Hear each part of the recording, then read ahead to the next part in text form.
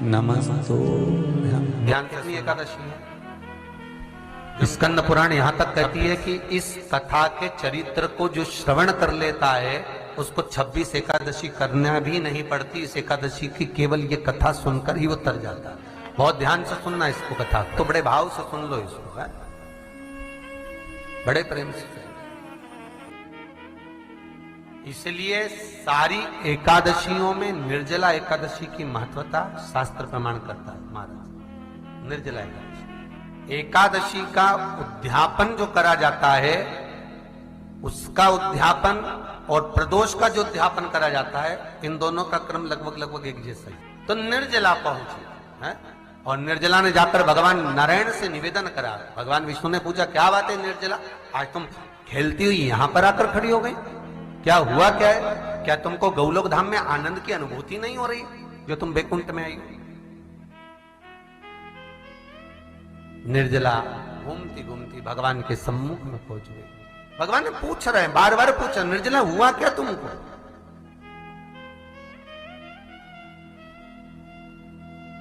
ए निर्जला, ए एकादशी, हुआ क्या है तुमको? क्या कारण है तुम्हारे यहां आने का, बैकुंठ पहुंचने का? बहुत ध्यान देना महाराज। शास्त्र कहता है सोमवार, मंगलवार, बुधवार, गुरुवार, शुक्रवार, शनिवार, ये देवता वो देवता सबके व्रत कर लो, सारे व्रत कर लो, पर ये व्रत आपको परमात्मा के धाम तक लेकर नहीं जा सकते, क्योंकि इनका जो पुण्य है वो मृत्यु लोक में आप थोड़ा सा भी गलत करते हैं तो पुण्य समाप्त हो जाता है। पर हिंदू धर्म के 3 व्रत ऐसे बता दिए जिन व्रतों का पुण्य समाप्त नहीं हुआ।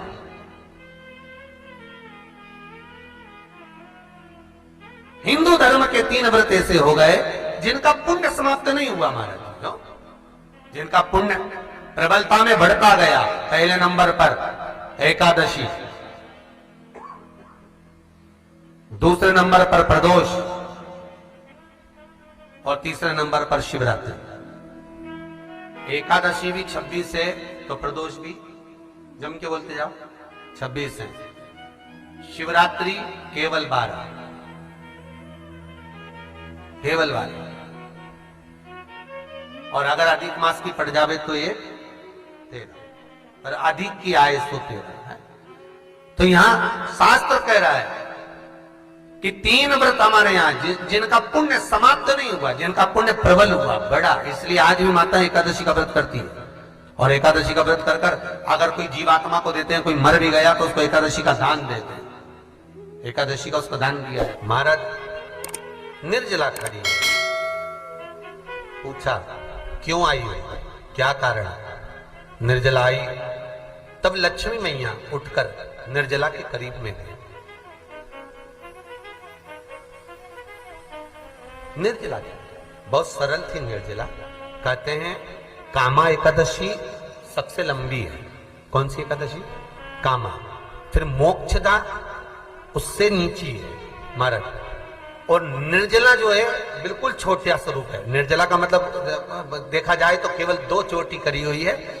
मस्तक पर भोर लगा हुआ है निर्जला के, माथे पर बिंदी लगी हुई है निर्जला के, सुंदर गले में तुलसी की मालाएं पहनी है निर्जला, हाथ में जो हाथ फूल जैसी माताएं पहले पहनती थी, आपको ध्यान में होगा, ऐसा बड़ा फूल होता था, अंगूठियां पड़ी होती थी, हाथ में ऐसा लगा रहता है। तो निर्जला हाथ फूल भी तुलसी के धारण करी। बड़ा सुंदर स्वरूप है माता निर्जला का महाराज। छोटी है तो माता लक्ष्मी उनके पास में गई और निर्जला से जाकर पूछा, निर्जला तेरे आने का कारण क्या है, तू बता।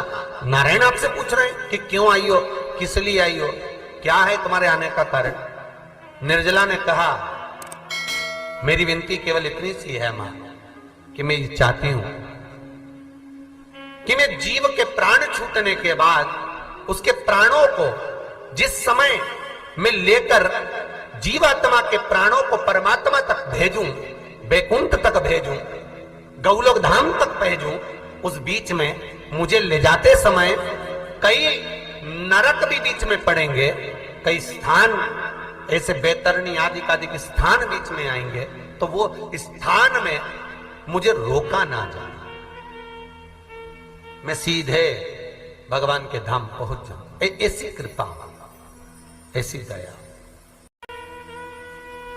जितनी भी माताएं एकादशी का व्रत करती, बहुत ध्यान से सुनना आज की कथा को, शायद जिंदगी में मिली ना मिली, पर ये कथा का रिश्ता तो बहुत ध्यान से सुनना। स्कंद पुराण यहां तक कहती है कि इस कथा के चरित्र को जो श्रवण कर लेता है उसको 26 एकादशी करना भी नहीं पड़ती। इस एकादशी की केवल ये कथा सुनकर ही वो तर जाता है। बहुत ध्यान से सुनना इसको, कथा को।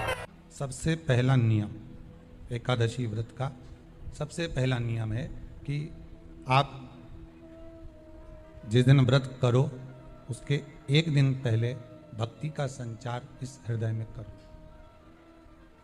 भक्ति का संचार इस हृदय में कर लीजिए। जिस दिन आप व्रत करो, जैसे एकादशी का व्रत कर रहे हो तो दशमी के दिन शाम का समय जब आवे, रात्रि जब होने लगे, शाम का समय आवे और रात्रि का आप जब भोजन ग्रहण करो तो उस भोजन में कोई ऐसा पदार्थ ग्रहण मत करिए जिस पदार्थ के कारण आपकी एकादशी बिगड़ जाए। कोई बेकार भोजन में ग्रहण नहीं करना, श्रेष्ठ भोजन ग्रहण करिए दशमी। और एकादशी का दूसरा नियम बहुत ध्यान से सुनिएगा। जिस दिन आपकी एकादशी का व्रत हो उस दिन प्रयास करिएगा कि अपने हाथ से किसी भी वृक्ष की कोई पत्ती टूटे ना। अपने हाथ से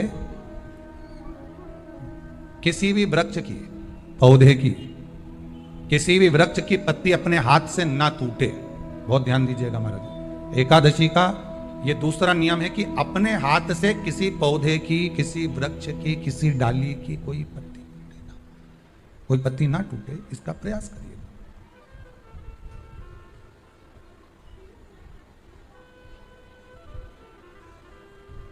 कितना सुंदर व्याख्यान कहा है, कितना सुंदर वर्णन है महाराज कि मात्र एकादशी का व्रत कर लेने पर, मात्र एकादशी का व्रत कर लेने पर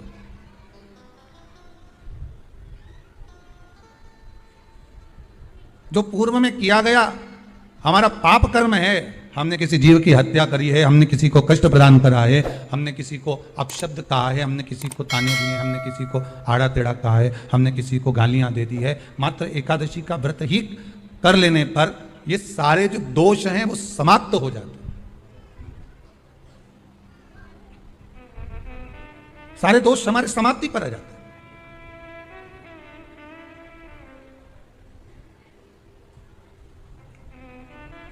अब एक विचार करिएगा थोड़ा सा अपने मन में, अपने चित्त में, अपनी वृत्ति में एक बात उतारिएगा, एक अपने मन में एक बात को उतार कर रखिएगा कि आप अपने पाप को, अपने पाप कर्म को जिस दिन क्षीण करने वाले हो, समाप्त करने वाले हो, अपने पाप को आप जिस दिन समाप्ति पर लेकर जा रहे हो तो उसके एक दिन पहले आपको प्रसन्नता होना चाहिए कि नहीं होना चाहिए कि कल मेरा पाप कटने वाला है, कल मेरा पाप समाप्त होने वाला है। जो मैंने पाप कर्म करा है वो समाप्त होगा, जो मैंने पाप कर्म करा है वो कल समाप्त हो जाएगा। तो एक दिन पहले आपके चेहरे पर प्रसन्नता हो कि ना हो?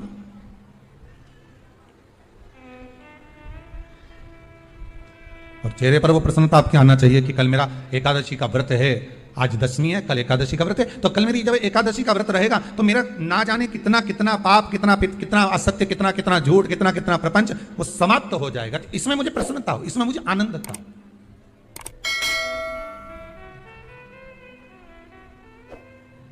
तो क्या कहा गया कि प्रयास करिएगा कि एकादशी के दिन कोई वृक्ष की, कोई डाली की, कोई पोपल की कोई पत्ती ना तोड़ी जाए। क्यों? तो कहा अगर उस पत्ती को हम तोड़ देते हैं, वृक्ष की पत्ती को या क्यारे में लगी हुई कोई डाली की पत्ती को हम तोड़ देते हैं तो एकादशी का पुण्य फल प्राप्त नहीं होता, एकादशी का कोई फल हमारे खाते में नहीं जाता, पुण्य फल प्राप्त। अब फिर भले तुम, चाहे तुमने मोरधन खाया हो, चाहे तुमने फिर चिप्स खाई हो, चाहे तुमने फिर व्रत का कितना ही सामान खा गए और तुमने सोचा कि आज मेरी एकादशी है, तो फिर उसका कोई फल प्राप्त नहीं है, उसका कोई सुख प्राप्त नहीं है आपको।